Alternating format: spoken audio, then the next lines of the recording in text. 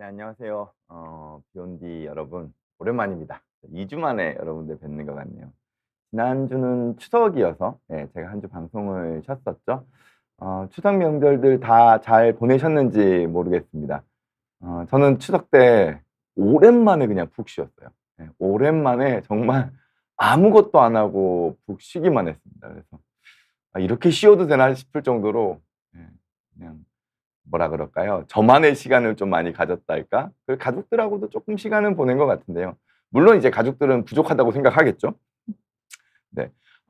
날씨가 갑자기 이제 바뀌었습니다. 보니까 어제 오늘부터 갑자기 이제 확 가을 날씨로 넘어간 것 같고 인제부터는 본격적으로 겨울 날씨로 넘어가겠죠. 예.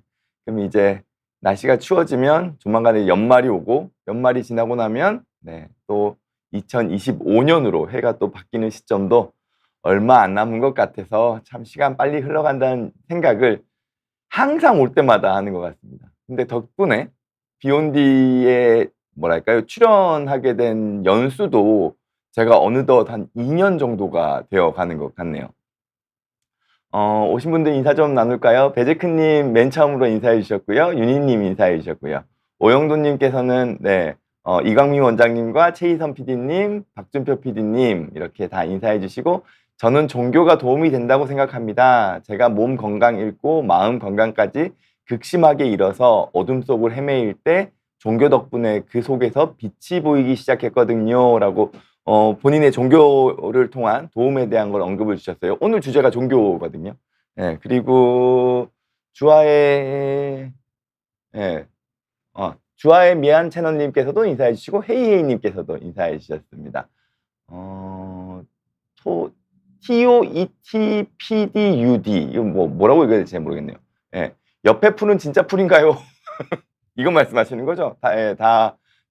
이거 얘기하시는 거구나. 이건 진짜일 수도 있겠다. 가짜입니다. 네. 가을이다님께서는 "요즘 TV에서 자주 뵈서 반갑습니다."라고 해 주셨고요. 감사님께서는 종교적인 인사를 해 주셨습니다. 주아의 미안찮으님께서는 "우리나라는 꼭 기성 종교가 아니더라도 신앙화, 종교화하는 경향이 심합니다. 요즘은 맨날 걷기 신앙인들도 참 많습니다. 맨날 걷기 하면 암, 정신질환 등등 다 낫는다고 한국인들의 특징인지."라고 하셨는데 이제 우리가 뭐 하나에 꽂히면은 그거에 이렇게 너무 열성적으로 빠지게 되는 특성을 이야기해 주시는 거죠. 요즘 뭐 걷는 거 요즘 마라톤도 꽤 인기가 많더라고요. 달리기. 러닝에 꽤 또 인기가 많아서 이런 것도 약간 트렌드라는 생각이 들긴 합니다. 제이 님께서도 인사해 주셨고 대한민국 국민님께서는 "반갑습니다. 시청하시는 모든 분들 오늘 하루 행복하세요." 인사해 주셨고요. 달짜님 그리고 김진영님, 최유수님께서도 인사해 주셨고요. 와우님께서는 "종교를 가지면은 종교를 믿으면 좋아요."라고 해 주셨고요. 네. 밑에 있는 거는 무슨 뜻인지 제가 잘 모르겠습니다. 하리냥 하순하리 모르겠네요. 네. 그리고 배제크 님은 "맨발 걷기 하다가 기생충 감염 파상풍 걸릴 수 있어요." 하셨는데 요즘 맨발 걷기를 할 수 있는 공간들이 있죠. 그런 데서 하신다 그러면 안전하게 하실 수 있지 않을까 싶습니다. 제이 님 "원장님 경상도가 고향이세요?"라고 하셨는데 사실 제가 고향이 좀 복잡합니다.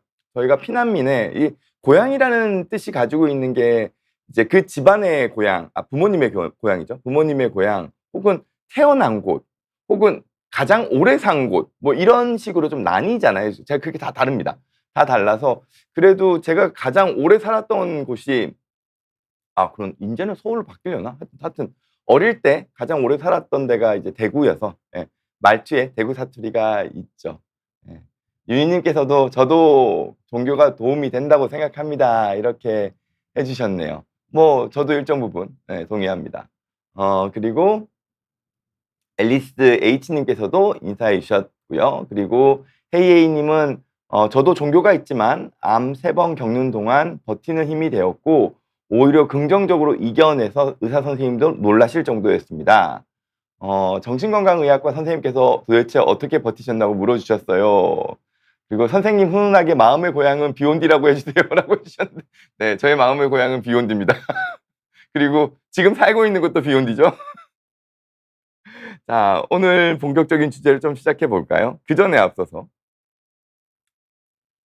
이거 혹시 보신 분 있으신가요?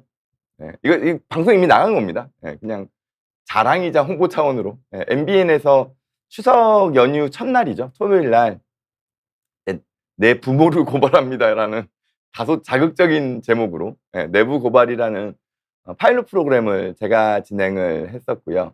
예, 이게 어떤 거냐면 오은영 선생님의 금쪽이 있죠. 금쪽이 약간의 반대 버전입니다. 금쪽이라 그러면은 이제 부모님이 우리 아이가 이런 문제가 있어요. 이런 걸 좀 도와주세요라고 하는 거라면, 이 프로그램은 자식 세대가, 자녀 세대가 우리 부모님한테 이런 문제가 있어서 우리가 이런 소통이 안 돼요를 이야기하면서 이제 부모님을 좀 이해해보자. 그리고 부모님에게 어떤 솔루션을 좀 드려보자. 자식에게 어떤 조언을 좀 드려보자. 이런 취지로 만들었던 프로그램이고요. 일회성 파일럿이랑 한 해만 하고 일단은 끝났는데 시청률이 다행히 나쁘지 않게 나왔어요. 1.7이 나왔거든요. MBN에서 1.7이 나오고 동시간대가 아는 형님이 있어서 나쁘지 않은 것 같은데, 이게 파일럿이 좀 더 진행이 될지 안 될지 잘 모르겠습니다. 혹시 궁금하신 분들은 OTT 같은 데서 찾아보시는 것도 한 재미이실 수도 있고요. 뭐 요즘 방송에 좀 나오는 편이죠. 특히 JTBC에서 하는 이혼 숙녀 캠프를 좀 계속 나가고 있고, 그저께도 제가 녹화를 했었고요. 예. 그리고 목요일 날 아마 또 방송에 나갔을 겁니다. 그래서 제가 어느 순간 약간 부부 상담 비슷한 걸 하고 있는데, 거기에 김호선 선생님이라고 또 상담 또 잘 하시는, 예, 여자 선생님께서 계셔서 또 그분이 하신 걸 보고 제가 조금 배우는 것도 있고 약간 제가 따라한 측면도 없지 않아 있는데, 그게 또 조금 방송이 됐을 때는 또 저만의 색깔로 좀 나가는 것 같아서, 예, 뭐라 그럴까요? 좀 이쪽 영역에서도 제가 뭔가 역할을 좀 할 수도 있겠다라는 기대를 좀 많이 가지고 있고요. 3프로TV, 예, 저희 비욘디의 강력한 경쟁자죠. 예, 저희가 건강을 담당하고 있다면은 3프로TV는 이제 경제 쪽을 담당하고 있는 건데, 예, 3프로TV에도 나가서 사실 제목 자체가 여성의 외도랑은 관련 없이 제가 쓴 책에 대한 내용을 했는데, 거기서 이제 한 꼭지를 따가지고는 이제 썸네일은 좀 자극적으로 적어 놓은 것 같은데, 내용 자체는 좀 이 젊은 청년층들에서의 불안을 어떻게 극복해 나갈 건지에 대한 내용을 좀 담고 있었습니다. 유희님께서 3프로TV 방송 보셨다고, 예, 해주시네요. 자, 본격적으로 오늘 주제를 좀 해보겠습니다. 제가 근데 목이 좀 쉬었네요. 다소 좀 걸걸한 소리가 나오더라도 좀 양해를 부탁드립니다. 오늘 주제는 사실 조금 조심스럽고, 이렇게 약간 제 입장에서는 조심스럽고, 또 제 입장에서는 한 번은 꼭 다루고 싶은 내용이기는 했습니다. 종교가 정신건강에 도움이 될까라는 주제고, 제가 이걸 꼭 한번 다루고 싶었던 이유는 저 역시도 상당히 이렇게 종교적인 집안에서 그 가풍이랑 약간 뭐라 그럴까요? 가업 같은 이런 게 좀 있었어요. 저희 집안이. 예, 그러다 보니까 어릴 때 종교의 영향을 좀 많이 받은 셈입니다. 물론 제가 제가 직업을 가지고 있는 영역에서는 종교와 연결시키려고 하진 않습니다. 왜냐하면 엄연히 제가 정신건강의학과 의사로서 활동하는 거는 종교랑은 별개로 돼야 된다라고 저는 뭐랄까, 이걸 신념으로 좀 가지고 있달까? 이거는 구분해야 된다. 예. 종교의 영역과 의학의 영역이 섞이는 거는 저는 위험하다고 생각하는 주의라, 저는 어디까지나 이건 구분하려고 하지만, 그래도 저의 정체성의 상당 부분은 이 기독교 종교에 대한 배경을 무시할 수가 없습니다. 그러다 보니까 저도 모르게 좀 섞여 나오는 영역들이 있을 수 있죠. 제가 이렇게 구분한다고는 하지만. 예전에 이런 게 있었어요. 예전에 혹시 움베르트 에코라는 유럽의 지식인을 아시는 분들이 있을지 모르겠습니다만, 움베르트 에코가 약간 무신론자 비슷한 역할을 하면서 이제 다양한 지식에 대한 내용들을 이야기하는 사람이거든요. 근데 이분이 또 미션 스쿨을 좀 오래 다니셔서 본인도 이제 본인이 기독교나 카톨릭에 대한 배경이 정체성상 묻어 있다라는 이야기를 하신 적이 있어요. 물론 제가 무신론자는 아닙니다만, 제가 진료를 하는 영역에서도 알게 모르게 이 종교에 대한 영향을 좀 받는 편이라고도 생각은 합니다. 제가 구분은 하려고 하지만. 그래서 이런 종교가 과연 정신건강에 도움이 될까에 대한 부분은 언젠가 꼭 한번 다뤄보고 싶었고, 앞으로도 좀 더 심도 있게 얘기를 좀 해보고 싶은 주제 중에 하나입니다. 그거에 어떻게 보면은 첫발? 예, 오늘은 첫발 같은 느낌으로 약간 그냥 가볍게 이야기를 좀 나눠봤으면 합니다. 그리고 오늘 제가 이 주제를 가져온 이유는 이것 때문에 그렇습니다. 예, 종교에 대해서 점점 사람들이 종교에서 떠나고 있다라고 표현하는 게 맞겠죠. 예. 무교가 지금 우리나라에서 60%가 나오거든요. 내가 지금 종교 활동을 하고 있든 안 하고 있든, 예. 나는 종교가 없습니다라고 얘기하는 사람이 10명 중에 6명이라는 얘기예요. 그리고 이게 우리나라만 그러냐 하면 미국도 약간 그런 추세가 있습니다. 물론 미국은 우리나라보다는 조금 더 종교에 대한, 왜냐하면 뭐 기독교 베이스가 있는 나라니까요. 미국도 지금 4명 중에 1명이 무교라고 이야기하거든요. 약 30% 정도가. 옛날에 미국의 무교 비율은 10% 정도밖에 안 됐습니다. 10% 정도밖에 안 되는데 지금 그게 한 30%까지 늘었다는 거죠. 그러니까 지금 우리 시대가, 전 세계적으로 우리 시대가, 물론 뭐 이슬람 국가들을 제외하고요. 이슬람 국가들 제외하고, 이 기존에는 종교를 통해서 얻을 수 있는 다양한 영역들을 지금 종교를 통해서 못 얻거나 실망하거나 대체되는 다른 거를 통해서 얻으면서 종교의 효용성 자체가 많이 떨어진 시대를 좀 살아가고 있지 않나라는 생각이 좀 듭니다. 특히 저 10명 중에 6명이 무교라는 조사는 이 목회 데이터 연구소에서 한 조사고요. 작년에 작년, 재작년 거를 다 섞은 데이터로 알고 있고, 약 3,000명 정도를 조사를 했더라고요. 그래서 거기 데이터를 지금 가져온 건데요. 지금 무종교인이 2004년도에 43%로 가장 낮았다가, 물론 그 전에도 더 높았을 거예요. 아마 우리나라 기본적으로 종교에 대해서 의지하는 경향성을 과거부터 좀 가지고 있었거든요. 약간의 그 기복신앙적인 측면이 모든 종교마다 좀 우리나라 사람들이 가지고 있었기 때문에 무교에 대한 비율이 좀 낮은 편이었는데 지금 63%까지 올라갔다는 겁니다. 그러니까 지금 급격하게, 특히 코로나 시기를 지나면서 늘어났죠. 종교인에 대한 특성을 보면은 확실히 나이가 좀 연령대가 높아질수록 이 신앙인이 많아지죠. 종교인이 많아지고 남성보다는 여성이 좀 더 많은 편입니다. 이건 아마 예전에도 비슷했을 거예요. 그리고 나이가 들수록 종교에 대해서 생각을 좀 더 많이 하게 되는 건, 이거는 한편으로는 종교의 큰 역할 중에 하나가 우리가 살아가는 삶 이후의 세계, 즉 죽음 이후의 내세에 대한 것도 종교에서 어찌됐건 간에 그러니까 뭐 유일하게 답을 얻을 수 있는 영역이 그쪽 영역이기 때문에 나이가 많아질수록 종교인이 늘어나는 건 그런 것들도 일정 부분 있을 거라고 생각은 합니다. 동일한 데이터인데요. 동일한 자료에서 나온 데이터인데, 이제 그럼 각각의 종교가 종교별로 어떻게 좀 변화를 하느냐를 보면 기독교가 상당히 떨어지죠. 비교적 천주교는 비슷하게 유지를 하는 경향이 있고, 불교도 뭐 살짝 떨어지기는 했습니다만 지금 점유하게 떨어지는 거는 개신교입니다. 개신교가 상당히 떨어지고 있고, 이거는 뭐 다양한 요인들이 있겠죠. 죄송합니다.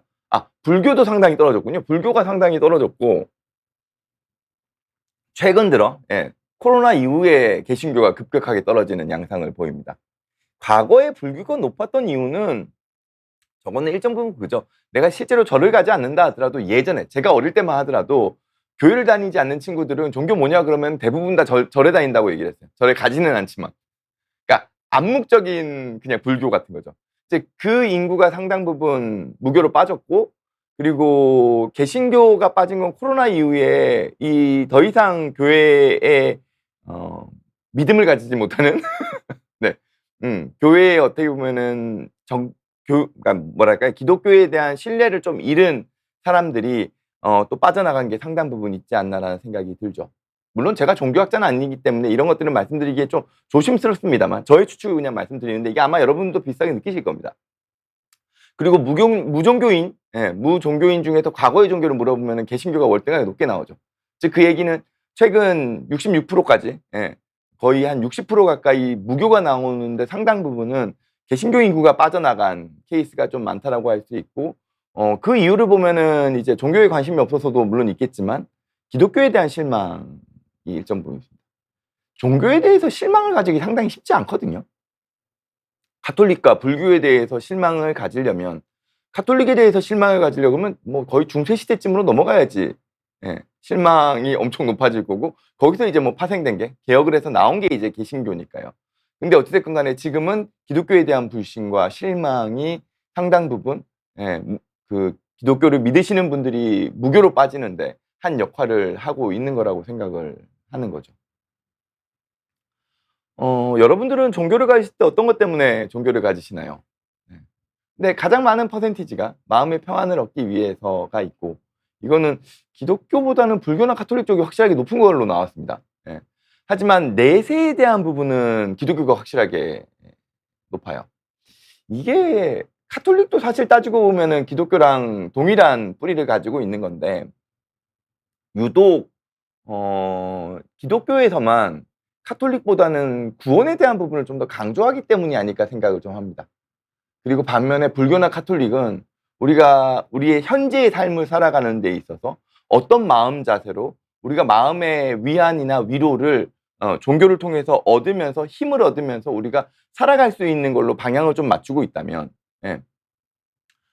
개신교 같은 경우, 기독교 같은 경우에는 뭔가 우리가 죽고 난 다음의 세계, 우리가 구원을 얻기 위해서는 어떤 걸 해야 돼. 뭐 여기서는 이제 믿음이라는 걸 강조하겠죠.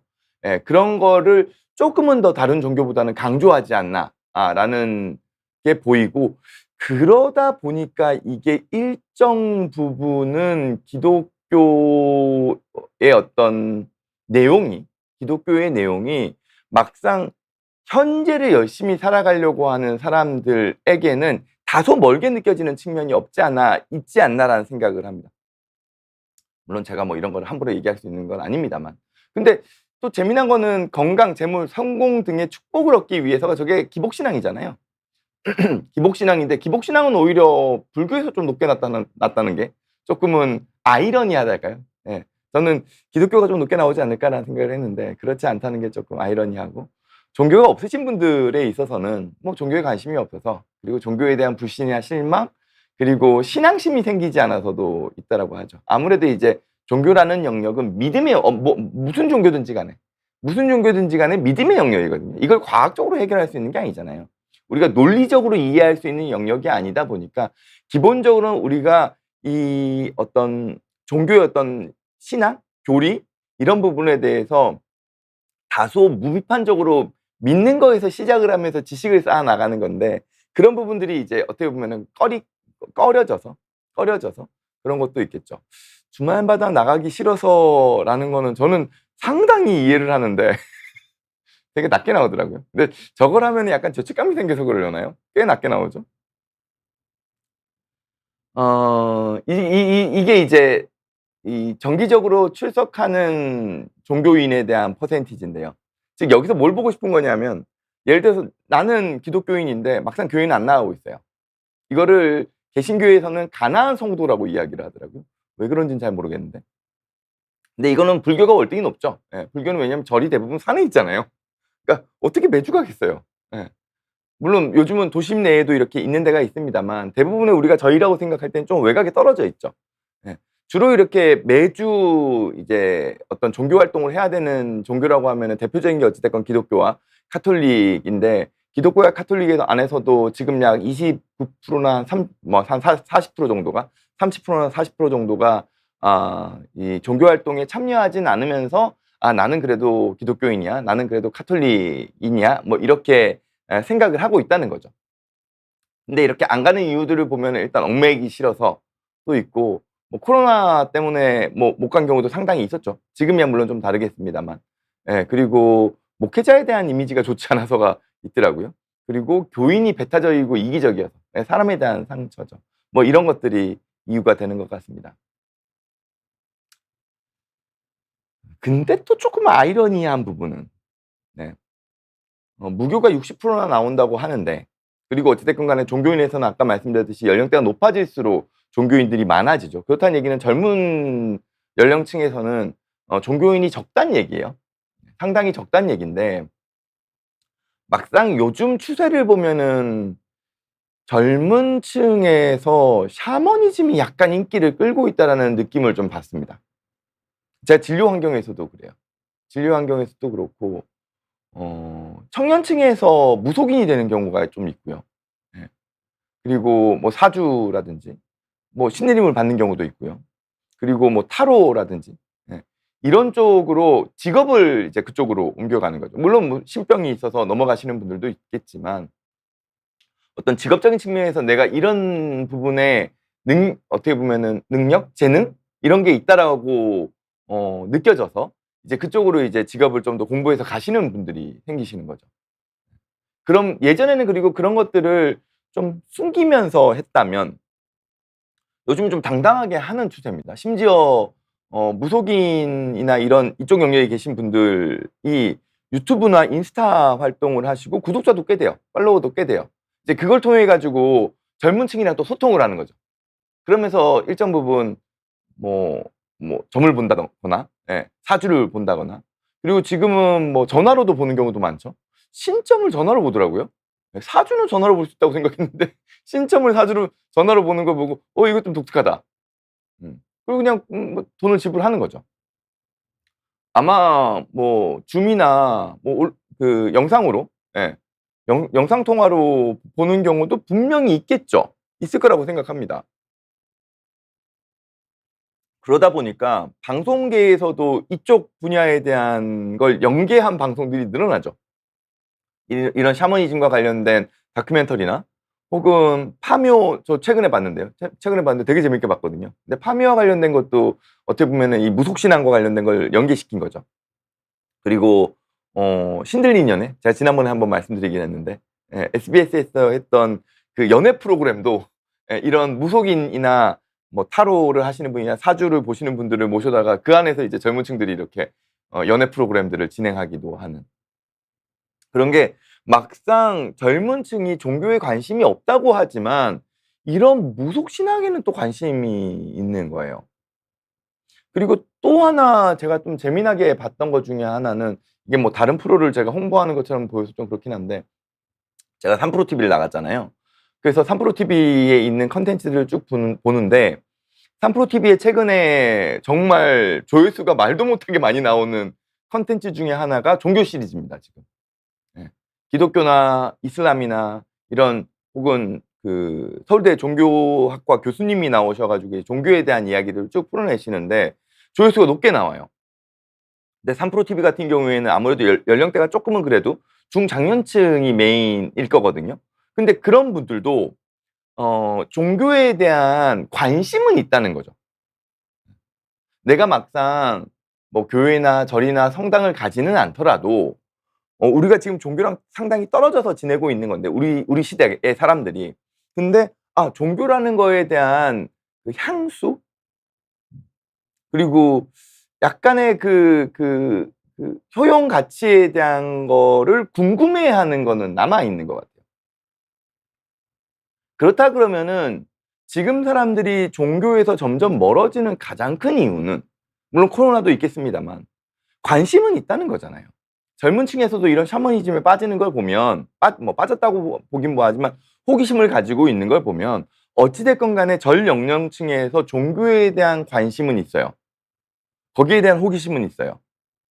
근데 종교인이 되지 않고 종교인에서 빠져나오는 이유는 기존의 종교가 지금의 시대의 사람들에게 매력적이지 않아서일 가능성이 가장 크다는 거죠. 좀 더 심하게 얘기하면 지금의 종교가 실망스러워서 혹은 오히려 때에 따라서는 지금의 종교에 대해서 상당한 거부감을 가지고 있는 사람들이 있다는 겁니다. 이건 실망을 넘어선 거죠. 실망을 넘어서서 경우에 따라서는 특히 소위 말해 사이비 종교들이라고 얘기하는 뭐 얼마 전에 MBC 쪽에서 뭐 다큐멘터리도 찍었었죠. 그런 사이비 종교들 같은 경우에는 암적인 요소까지 생기거든요. 사회학적인 요소까지도 동반되어 있기 때문에 사람들이 일단은 종교에 대해서 경계하는 거예요. 기존 종교에 대해. 그런 것도 같이 좀 깔려 있지 않나? 이런 생각들을 좀 해보게 됩니다. 이 부분을 얘기하기에 앞서 가지고 그래도 잠깐 여러분들 이때까지 얘기한 걸 좀 나눠보고 좀 진행을 해볼까요? 어떤가요? 좀 내용이 너무 무거워서 무거우려나요? 어떠실지 모르겠습니다. 베제크님께서도 종교가 도움이 되셨다라고 이야기를 하시고요. 네. 헤이님은 예, 제가 나간 방송 안 보려고 했는데 선생님이 나오시니 봐야겠어요라고 하시는 거고요. 유인님께서는 우리 아이들이 저를 고발하는 거는 아니겠지요라고 하셨는데 이게 지금 부모님 세대가 사실 좀 낀 세대거든요. 그 윗세대는 어른으로서 공경을 충분히 받을 수 있는 그게 사회 문화적인 시대였다면 지금의 어르신들은 약간 낀 세대세요. 그리고 평균 연령이 높아져 버렸죠. 그리고 그 평균 연령이 높아진 거에 대한 사회적인 시스템 마련이 안 돼 있는 사회거든요. 아직까지는. 그러다 보니까 지금 어르신들과 지금의 자녀 세대가 다소 소통이 안 되는 문제가 좀 커요. 그리고 이 어르신들도 내가 어떻게 나의 여생을 살아갈지에 대한 방향성 잡기가 쉽지 않아요. 왜냐하면은 부모 세대가 겪었던 본인들의 부모 세대가 겪지 못한 걸 지금 본인들이 겪고 계시거든요. 그러다 보니까 저는 이 약간 뭐 중장년층을 위한 예, 그리고 자녀 세대와의 소통을 위한 프로그램은 좀 필요하다는 생각은 좀 하던 중에 이런 의뢰가 들어와서 하게 된 거였죠. 네, 그리고 헤이헤이님은 실제 금쪽이 방송 보면 부모가 다 금쪽이던 그쵸? 막상 아이들 문제를 보면 부모가 문제가 있죠. 우리가 부모의 문제를 바라볼 때도 아이들이 문제가 있으니 부모가 그렇게 되는 경우도 또 분명히 있습니다. 루미나 송님께서는 궁금한 주제 열어주셔서 감사합니다. 오늘 뭐 종교 관련된 거 말씀하시는 것 같고요. 배제크님께서는 콩씨님들 콩나고, 예, 파씨님들 판나는 거죠. 부모가 이상하면 자식도 그래요. 이렇게 하셨고. 마르코님께서는 선생님 종교가 있나요? 라고 하셨는데 제가 좀 이따가 말씀을 좀 드리려고 합니다. 가을이다님께서는 이혼승려 상담에서 선생님 뼈 때리는 말씀이 너무 좋았어요. 라고 하셨는데, 네, 앞으로도 계속 뼈 때리는 이야기 할 생각입니다. 헤이헤이님은 요즘 세상에 종교는 매우 위험한 주제인 것 같습니다. 하셨는데, 제가 지금 약간 판도라의 상자를 건드리고 있는 건지 모르겠습니다. 예. 유인님께서는 종교가 마음이 힘들 때 기댈 수 있어서 도움이 되더라고요. 저도 충분히 공감하고요. 승울님께서는 가까운 사람과 종교가 달라서 힘든 경우도 있네요. 타 종교를 존중해주는 마음이 먼저인 것 같습니다. 라고 하시는데 이거 진짜 중요하죠. 이게 일정 부분 종교는 우리의 아이덴티티를 형성합니다. 근데 우리가 아이덴티티가 서로 다르다 하더라도 그 종교가 나에게 피해가 되지 않는다면 서로 존중해주는 게 필요하고 다른 타 종교에게 나의 종교가 피해가 되지 않게끔 하는 것들이 상당히 중요하거든요. 근데 지금 뭐 저기 이스라엘에서 있는 반전쟁 상황도 지금 타 종교를 이해해주지 않는 거에서 오는 부분이 상당히 크죠. 그리고 한 종교가 다른 종교를 탄압하는 형식으로 가는 것도 상당히 위험하죠. 이게 또 그 종교와 인종이 결합되어 있는 경우라 그러면 이게 마치 인종 학살 비슷하게 가고 있잖아요, 지금. 그런 부분도 상당히 좀 안타깝고 좀 화가 나는 측면이 있습니다. 주아의 미안 채널님은 우리나라 교회에 정기적으로 꾸준히 나가는 실교인 수가 300만 명이라고 하네요. 그 중에 100만 명 정도는 이단이라는 말도 있더라고요. 최대 보수적 입장에서는 300만이 실제 기독교인이라고 합니다. 뭐 우리가 약 한 5천만이 좀 깨지긴 했지만 한 4천만 좀 넘는 인구를 가지고 있을 때 뭐 충분히 300만 명 가능할 것 같고요.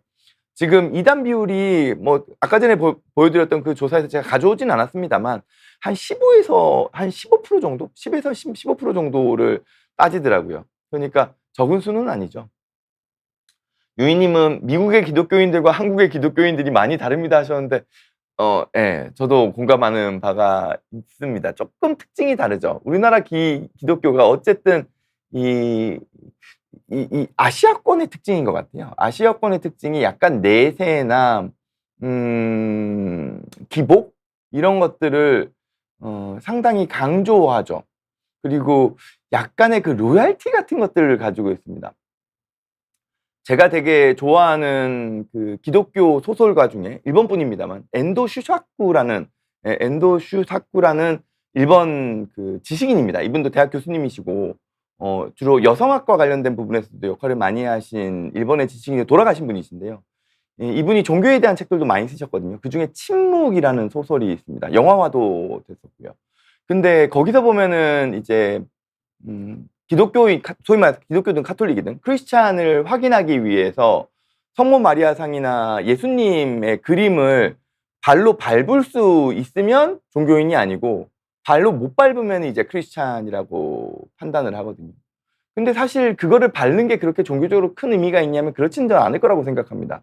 근데 아시아권 문화에서는 약간의 그 로얄티가 이걸 밟으면 큰일 나라는 게 있어서 약간 서양에서의 종교관하고 동양에서의 종교관이 약간 다른 측면이 없지 않나라는 생각들을 좀 하는 것 같습니다. 네. 베제크님은 미국의 기독교는 기업이라는 이야기도 하시고요. 자, 좀 내용을 좀 진행을 시켜보겠습니다. 이러다 보면 시간이 너무 많이 갈 것 같네요. 그리고 댓글창에서 그 뭐랄까요? 너무 본인의 종교를 강조하지는 않으셨으면 좋겠습니다. 왜냐하면 우리가 종교를 서로서로 존중하는 것들이 상당히 필요하거든요. 지금 비욘디를 청취하시는 분들 중에서는 물론 뭐 기독교인도 있으시고 불교인도 있으실 거고 카톨릭도 있으실 거고 다른 뭐 또 종교가 있으실 수도 있습니다. 또 무교도 상당히 많으실 수도 있고요. 근데 무교 역시도 하나의 본인의 정체성이기 때문에 그런 것들을 우리가 존중해 주는 게 필요해요. 근데 저는 종교에서 상당히 경계해야 될 영역, 종교에서 특히나 경계해야 될 영역은 이건 뭐 샤머니즘 포함입니다. 종교에서 특히나 경계해야 될 영역은 저주입니다. 우리는 그 누군가를 저주할 때 거기에 대한 본인 스스로의 책임감을 반드시 가져야 됩니다. 그 누군가를 저주했을 때 예, 그 누군가를 종교라는 어떤 프레임을 씌워서 저주했을 때 그거에 대한 뒷감당을 할 자신이 본인들께서 있으시다면 모르겠지만 그거 뒷감당하기 쉽지 않습니다. 예수님도 얘기하시잖아요. 예. 죄 없는 자가 돌로 쳐 죽이라고. 누구에게도 누군가를 저주할 수 있는 능력과 권리는 없습니다. 그러니까 그 부분은 상당히 우리가 경계해야 된다고 생각합니다. 모든 종교가 마찬가지고요. 샤머니즘도 마찬가지입니다. 저는 샤머니즘 꽤 존중합니다. 예, 사주도 마찬가지고 뭐 무당도 마찬가지고 뭐 신점도 마찬가지고 다 존중합니다. 근데 다만 저는 정말 돌팔이 의사처럼 돌팔이 점쟁이나 돌팔이 무속인은 그 누군가를 저주하는 사람이라고 생각합니다. 그거는 기본적인 도리가 아니에요. 그러니까 채팅창에서도 그런 것들은 좀 존중해 주셨으면 하는 바람입니다.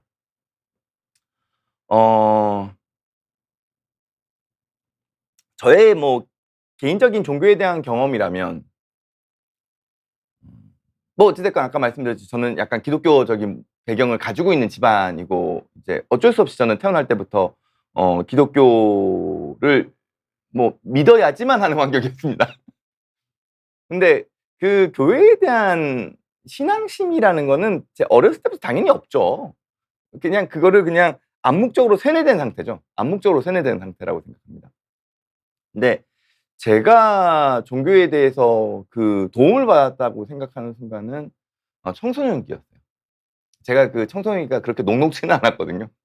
꽤나 힘든 경험도 많이 했고 방황도 많이 했고 또 뭐 트라우마도 있고. 네. 그때 제가 방황할 수 있는 저의 청소년기의 중심을 잡아줬던 거는 종교였던 것 같습니다. 이거는 분명한 사실인 것 같아요. 그리고 제가 제 책에서도 적기는 했는데 제가 정신과 의사가 돼야 되겠다라고 마음을 먹는 데 있어서도 이 종교적인 부분은 꽤 무시를 못 했습니다. 예.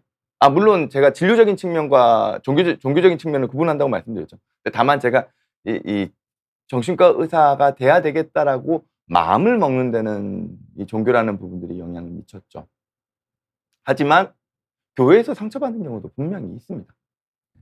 그리고 막상 그 목사님들이나 또 신실하다라고 믿음이 좋다라고 하는 사람들의 모습을 보면서 실망한 경우, 그리고 저게 과연 사회적으로 바람직한 메시지가 맞나라는 거에 대해서 의심을 품게 됐을 때 의심은 당연히 품어야죠.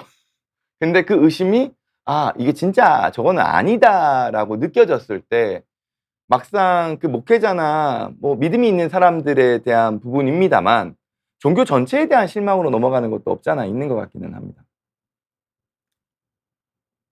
정신과에서 종교에 대한 경험을 이야기한다 그러면 분명히 이제 많은 분들이 저한테 오시는 많은 분들이 이제 저한테 진료를 보면서 마음의 위안을 찾으시고 또 일정 부분 정신 건강에 대한 마음의 어려움을 많이 극복해 나가는 과정에서 종교적인 부분에서의 어떤 위안과 도움을 함께 얻으시는 분들도 분명히 있습니다.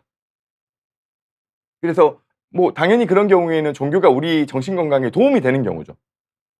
하지만 안타깝게도 정신 건강에 종교가 방해가 되는 경우도 있습니다. 어떤 경우냐 하면 불교는 좀 덜해요. 카톨릭도 좀 덜합니다. 근데 개신교 같은 경우에는 진료를 보러 왔을 때 본인이 개신교도라는 거를, 그러니까 크리스찬이라는 거를 부끄러워하세요. 지금 무슨 얘기야? 정확하게 말씀드리면 크리스찬을 부끄러워하는 게 아니라 내가 크리스찬인데 마음의 어려움이 있어서 정신과를 찾아갔다는 걸 부끄러워하시는 거죠. 근데 모든 종교인이 정신적인 어려움이 없으라는 법이 있는 게 아니잖아요. 우린 똑같은 사람인데요, 뭐.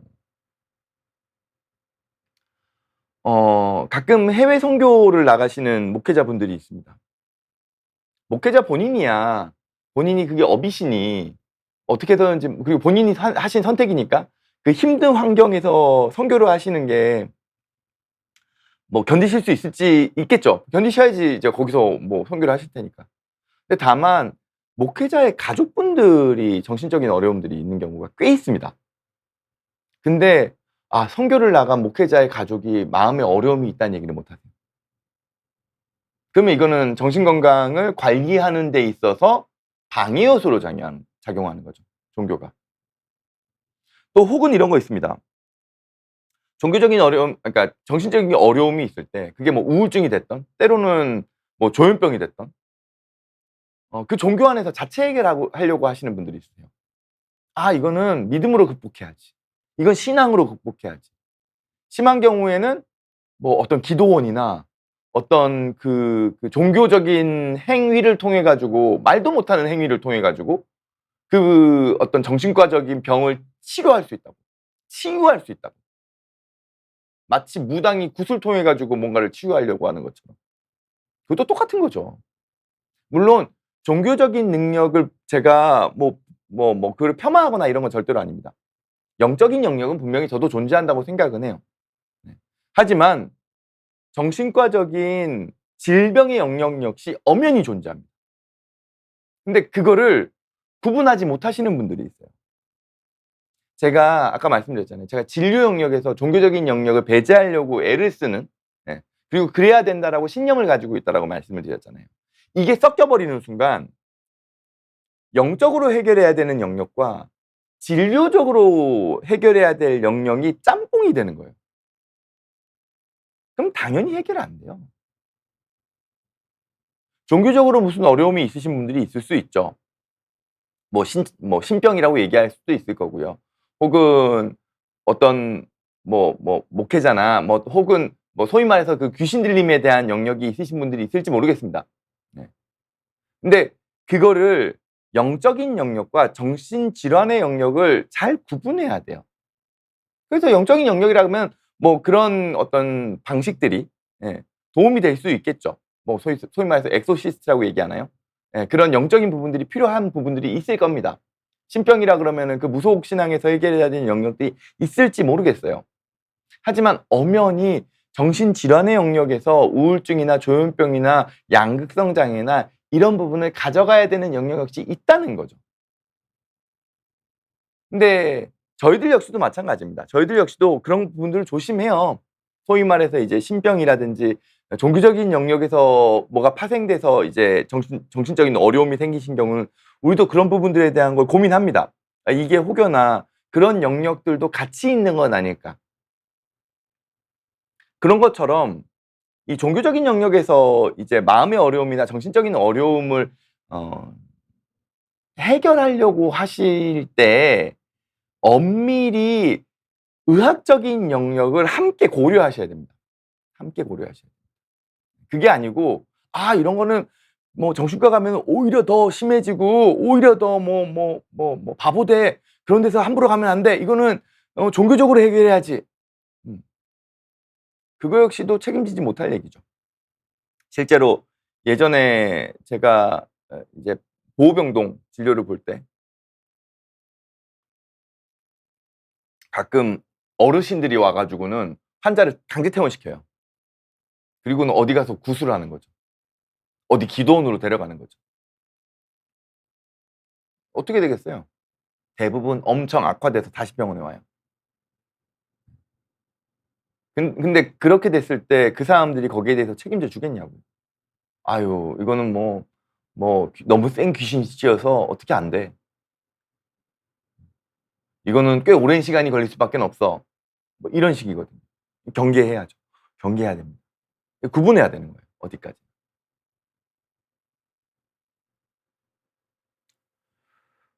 우리가 종교에 무엇을 기대하고 있었는지, 그리고 현재 무교가 이렇게 늘어나는 상황에서 우리는 지금 종교에 뭘 기대하고 있는지에 대한 것도 조금 달라진 것 같다는 생각은 들어요.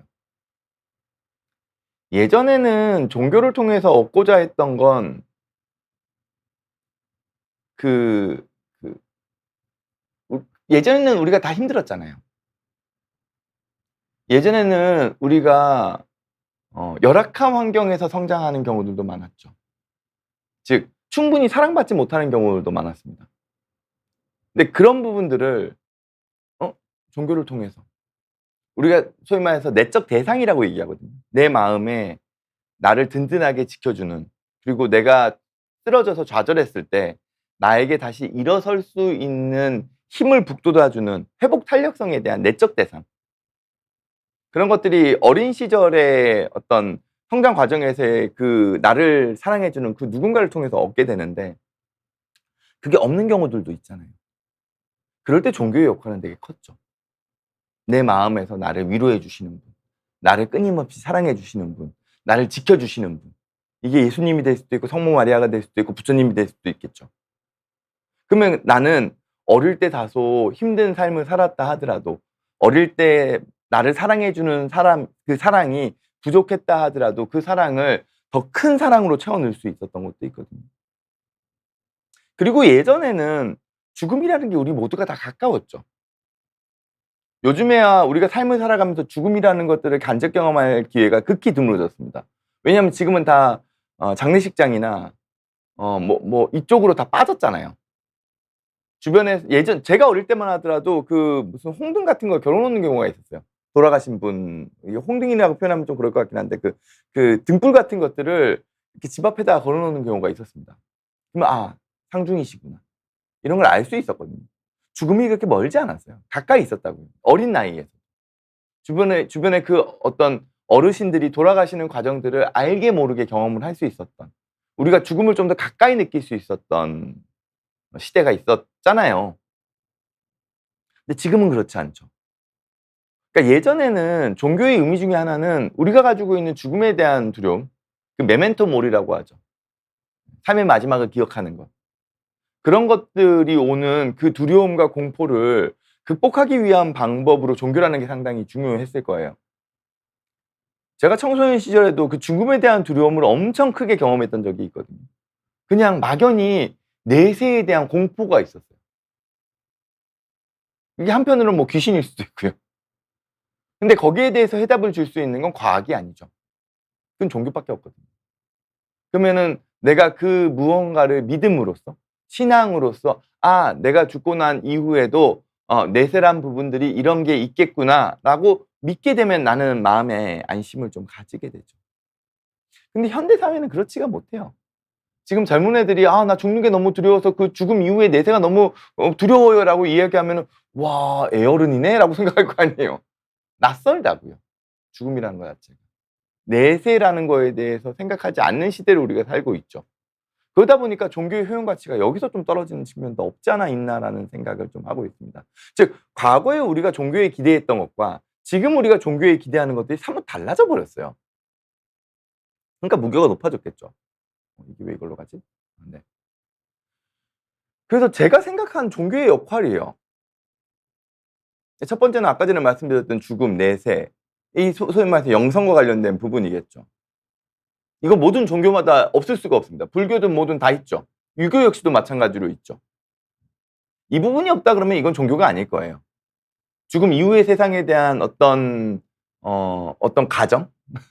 가족이라고 표현하면 뭐합니다만 그 세계관이 있어야 된다는 거죠. 죽음 이후의 세계에 대한 세계관이 없이는 종교라는 게 형성 안 될 거예요. 그게 아니라 그러면 그거는 하나의 그냥 학문이겠죠. 그러니까 저 죽음 이후의 세계관의 저 부분이 저는 종교에 있어서 가장 메인 포인트라고 해도 생각을 합니다. 물론 지금의 효용 가치가 다소 떨어지긴 했지만 그래도 연령대가 높으신 분들이 종교를 가지시는 이유는 이 부분 때문일 거라고 생각은 해요. 그리고 두 번째는 예전에는 이제 교회나 불교나 이제 소위 말해서 그 성직자들을 통해서 얻는 삶의 지식과 지혜가 있었어요. 그리고 한편으로는 어린 아이들의 교육 역할도 했죠. 그러다 보니까 뭐 미션 스쿨이나 그 종교단체에서 운영하는 학교들이 있잖아요. 그리고 한편으로는 그 종교 시설 안에서도 그 어떤 교육의 역할들을 담당했었죠. 그리고 뭐 교회나 불교나 뭐 이런 영역에서도 성당이나 이런 영역에서도 사람들이 가서 성직자의 말씀을 듣잖아요. 그러면 우리가 가지지 못했던 삶의 지혜를 그분의 설교를 통해서 그분의 말씀을 통해서 내가 한번 돌아보고 내 삶에 있어서의 어떤 방향성을 수정하려고 하는. 근데 이 부분은 어떠신가요? 성직자분들의 어떤 지혜, 지식 이런 거에 대한 불신도 꽤 커졌죠.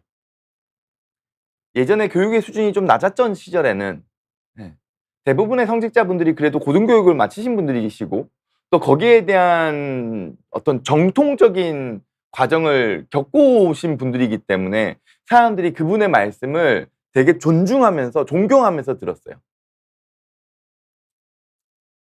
근데 이제는 성직자분들의 말씀에 대해서 우리가 그렇게 존경하나요? 이거는 종교단체에서도 조금 고민해야 될 영역이라고 생각을 합니다. 어쨌든 우리는 종교에 대한 믿음도 있지만 그 성직자에 대한 존경도 한몫해요. 근데 지금의 성직자분들이 지금 시대의 사람들에게 어떤 지혜나 지식적인 측면에서 충분한 존경을 받을 수 있는 위치나 그 과정을 겪고 왔는지에 대한 의문점이 생기니까 사람들이 떠나는 거거든요. 그리고 세 번째는 이 집단이죠. 공동체 집단. 종교 안에서의 집단. 여기서 얻는 교류, 소통, 거기서 얻는 위안, 위로, 때로는 내가 받지 못했던 그 가족의 따뜻함을 종교 안에서 가지기도 하죠. 이 부분도 물론 중요하죠. 근데 어디나 다 이상한 사람들은 있어서 또 그 안에서 또 분탕질을 하는 미꾸라지들이 있어요. 그럼 또 거기서 상처받기도 하죠. 그리고 제가 제일 강조하고 싶은 건 이 부분입니다. 어떤 분이 이야기를 하시더라고요.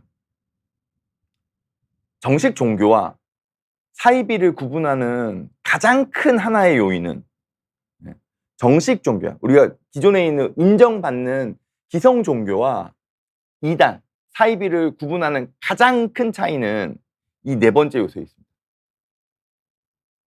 정의로움과 도덕과 윤리죠.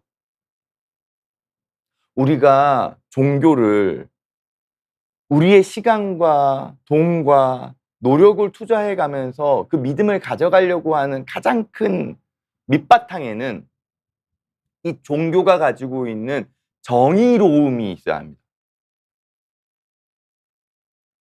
기성 종교가 그 정의로움이 약해지면 사람들은 떠날 거예요. 아마 많이 그게 불신이잖아요. 근데 종교라는 허울을 쓰고 그 누군가를 착취하고 악의적인 목적으로 사람들을 이용하려고 한다면 그거는 이게 정의로움의 완전 반대죠. 악이죠, 악. 그렇다 그러면 이거는 사이비고 이단이죠. 그래서 물론 이 네 가지 요소가 다 중요하겠습니다만 저는 지금의 시대에 특히나 더 종교에서 중요해진 영역은 이 네 번째 요소가 아닐까 싶습니다. 근데 저 정의로움이라는 것 자체가 때로는 기성 종교에서 뭘 강조해요? 낙태, 동성애, 뭐 뭐 뭐 혼전순결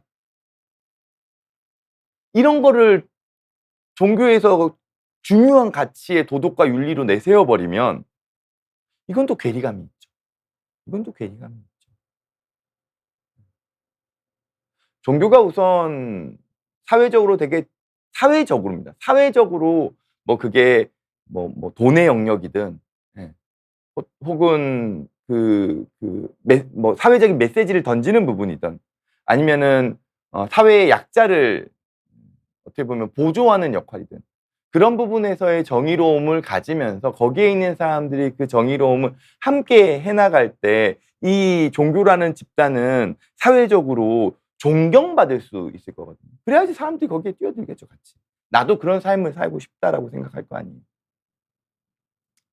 좀 이야기가 길어지고 있습니다만. 네. 결국에는 뭐 여러 가지가 있지만 그래도 중요한 거는 네. 내세에 대한 부분. 이거는 종교밖에 해결을 못 해 줘요. 그리고 정의로움이라는 거죠. 그리고 그 중심에는 저는 예 아주 잘 훈련된 그리고 누구나 다 존경할 수 있는 성직자는 무시 못한다고 생각을 합니다. 지금 기성 종교에서 이제 목회를 하려 그러면 이제 신학대학을 가야 되겠죠. 불교 같은 경우에도 이제 어 뭐라 그러나요? 그 과정들이 있을 겁니다. 가톨릭도 마찬가지고요. 근데 뭐 신학대학에 소위 말해서 대입 커트라인이 많이 떨어졌죠. 엄청 떨어졌죠. 그리고 어떤 경우에는 목회 자격을 쉽게 주는 교단도 있죠. 한편으로는 지금 뭐 스님이나 비군이나 신부님이나 수녀님을 하려고 하는 사람들의 비율이 점점 떨어지고 있다고 얘기를 하잖아요. 그러면 기존의 성직자보다 앞으로의 성직자는 그분들의 어떤 자질이나 훈련 정도가 더 떨어져 버린다면 기성 종교의 미래는 그렇게 밝지 않을 가능성이 높겠죠. 네. 이거는 기성 종교에서도 쪼끔 경각심을 가지고 바라봐야 될 지점일 거라고 생각을 합니다. 물론 제가 종교학자가 아닌데 이런 이야기를 하니까 쪼끔 조심스러워요. 근데 그래야지만 이 믿는 사람들 입장에서는 종교인들이나 종교인이 되려고 하는 사람들 입장에서는 그 성직자의 그 성스러움과 그 존경심을 바탕으로 그 종교에 대한 성스러움과 믿음을 가져갈 수 있을 거라고 생각하거든요. 결국 우리가 사람을 바라보면 안 된다라고 종교에서는 얘기하지만 어쩔 수 없어요, 사람들은. 그 사람을 볼 수밖에는 없어요. 근데 이제 가끔 이제 성직자분들이 뭐 여러 가지 범죄에 휘말리거나 혹은 정치적으로 이상한 이야기를 하신다거나 하면 사람들은 당연히 실망해 버리는 거죠. 그 종교 자체에 대해서. 어찌 됐건 종교의 시대는 뉴노멀로 갈 수밖에 없다고 생각합니다. 코로나 이후에 뉴노멀 시대를 우리가 살고 있듯이 평균 수명이 길어지면서 여러 가지 사회적인 변화들이 생겨요. 그러면은 종교는 기존의 종교와 앞으로의 종교가 달라질 수밖에 없을 겁니다. 그래서 기존의 종교가 그냥 꼰대, 그냥 옛날에 뭐 화려했던 이제는 나이가 비틀어진 성이 되지 않으려면 결국에는 사람이 줄 수 없는 사랑과 위안을 그 안에서 줄 수 있어야 할 것이며 그 기존의 어른들이 알려주지 않는 삶의 지혜를 제시해 줘야 될 거고 또 사회가 정치가 제시해 줄 수 없는 우리 사회가 나아가야 될 방향 혹은 우리 한 사람 한 사람 삶에서 지향해야 될 방향을 정의롭게 제시해 주고 그리고 우리 삶 그 이후의 세상에 대한 영역까지도 네 아우를 수 있을 때 기존의 종교가 소위 말해서 서바이벌 할 수 있을 거라고 생각을 하는 편입니다. 저도 어찌 됐건 뭐 가나안 성도의 입장에서 좀 부끄럽긴 하네요. 아이고 저희 가족들이 보면 혼날 것 같은데. 네 하여튼 입장에서 제가 그래도 쪼끔 기존의 종교가 더 나은 효용성으로 우리 세상에 쪼끔은 더 긍정적인 역할을 계속 해 나갈 수 있기를 기대하고 소망하면서 사실은 드리는 말씀이기는 합니다. 저 역시도 그 종교인으로서의 삶을 끊임없이 살아가고자 하는 마음이 항상 마음 안에 있어요. 있습니다. 아마 많은 분들이 그러실 거라고 생각을 합니다. 그러기 위해서는 우리가 건강하게 종교 활동을 할 수 있도록 종교 자체가 좀 건강해지셨으면, 그리고 거기에 대한 앞으로의 방향성을 좀 정말 경각심을 가지고 만들어 나가 주셨으면 하는 바람입니다. 특히 성직자를 꿈꾸시는 분들이나 성직자를 양성하는 쪽에서 더 어떻게 보면 치열하게 훈련받은, 그리고 더 치열하게 자기 삶에 있어서 그 누군가의 삶에 제대로 된 방향을 제시해 줄 수 있도록 성직자분들이 우선 조금 바뀌어 주셔야, 네, 그리고 더 뛰어난 분들이 성직자의 역할을 해 주셔야 바람직할 거라고 생각하고, 저는 한편으로는 다소 기성세대가 그 삶을 바람직하게 살아가셨던, 정말 열심히 살아가시면서 어떤 업적을 이루신 중장년층이 일정 부분은 성직자의 역할로 넘어가시는 것도 좀 필요하다고 봐요.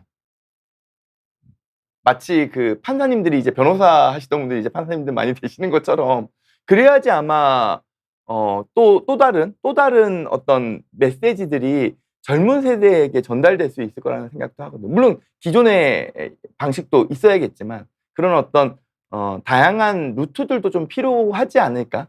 그리고 그 과정이 있어야지 그 성직자분들에 대한, 우리 사람들에 대한 존경과 신뢰와 믿음이 어 만들어질 수 있을 거라는 생각을 좀 하게 됩니다. 아유, 제가 정신과 의사인데 이런 종교 얘기하는 게 상당히 조심스럽습니다만, 제가 틀린 부분도 물론 있어요. 제가 틀린 부분도 있을 거고 저의 개인적인 견해도 좀 포함되어 있을 거라고 생각을 합니다. 다소 불편하게 들으신 부분들이 있다면 또 양해를 해 주시고요. 또 이런 부분들은 그래도 이광임 선생님이 조금 이건 좀 아셔야 될 것 같아 하시는 거는 댓글에 좀 남겨 주시면 다소 쓴소리라도 제가 겸허히 수용하고, 또 제가 거기에 대해서 또 고민해서, 예, 또 저 스스로에 대한 부분들을 또 돌아보는 계기로 좀 삼도록 하겠습니다. 좀 시간이 좀 많이 지났네요. 아마 댓글창이 좀 시끌시끌했었을 수도 있겠다는 생각이 들긴 하는데, 제가 나중에 따로 한번 찾아보도록 하겠습니다. 11시간 좀 넘어가세요. 저는 이제 다음 주에, 예, 또 잠시만 죄송합니다. 제가 다음 주에 제가 외부 강의가 있어 가지고 다음 주에 제가 강연을 못합니다. 네, 못하고, 제가 다음 주에 외부 강의 때문에 비욘디 방송을 한해 쉴 거고요. 저는 2주 뒤 아침 10시에 또 찾아오도록 하겠습니다. 감사합니다.